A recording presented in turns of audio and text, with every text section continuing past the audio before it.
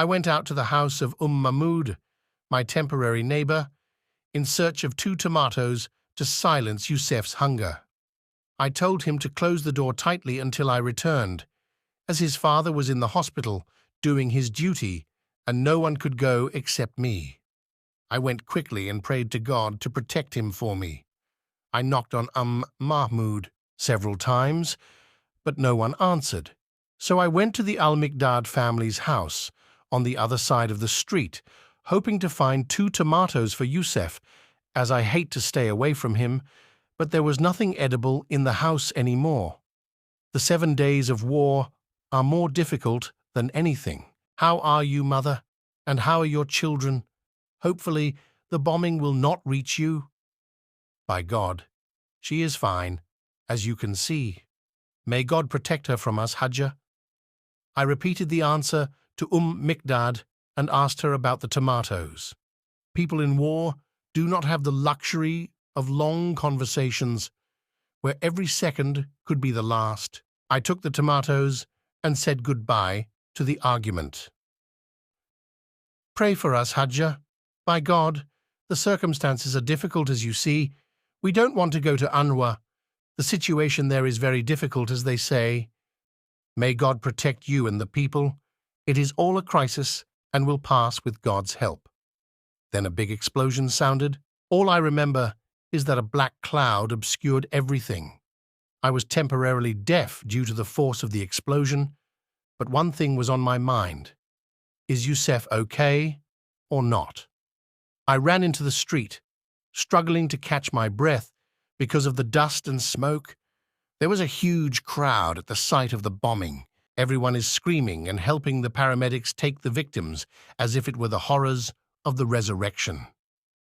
Guys, did you see Youssef? Has anyone seen a little boy here? I swear I don't know. The injured are on the verge of recovery. Follow them there. I remembered Abu Youssef, who works there as a doctor. He did not return home since the beginning of the war. I rode in the ambulance to the hospital. All I remember is the last moment before closing the car door. The door that I closed on Youssef no longer exists. I was afraid of the dangers of the earth with an innate mother's instinct, so I locked the door. How can a mother ward off the danger coming from the sky? Even fear in wars becomes different. On the 2nd floor of the Al-Shifa complex, I encountered his father, in his green suit, exhausted from the days of war and the non-stop work.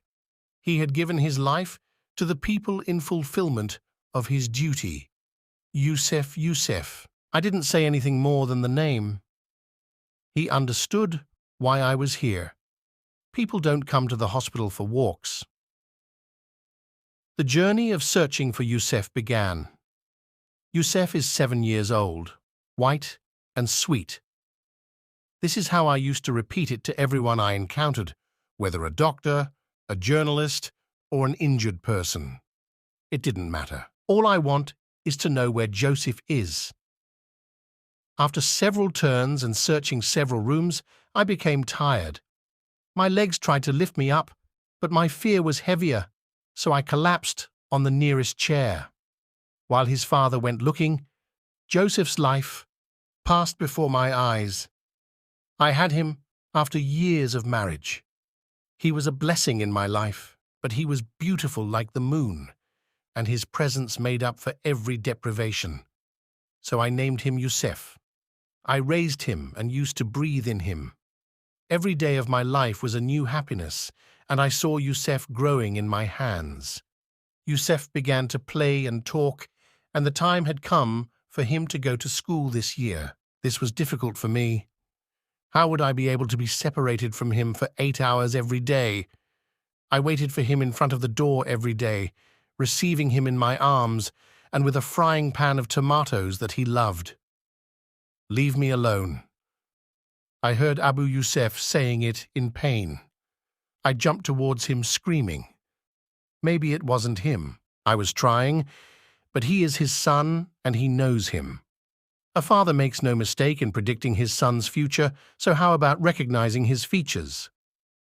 The mother's affection told me, It was all over. I wanted a final moment of farewell, but they prevented me. They wanted me to keep his beautiful image in my mind.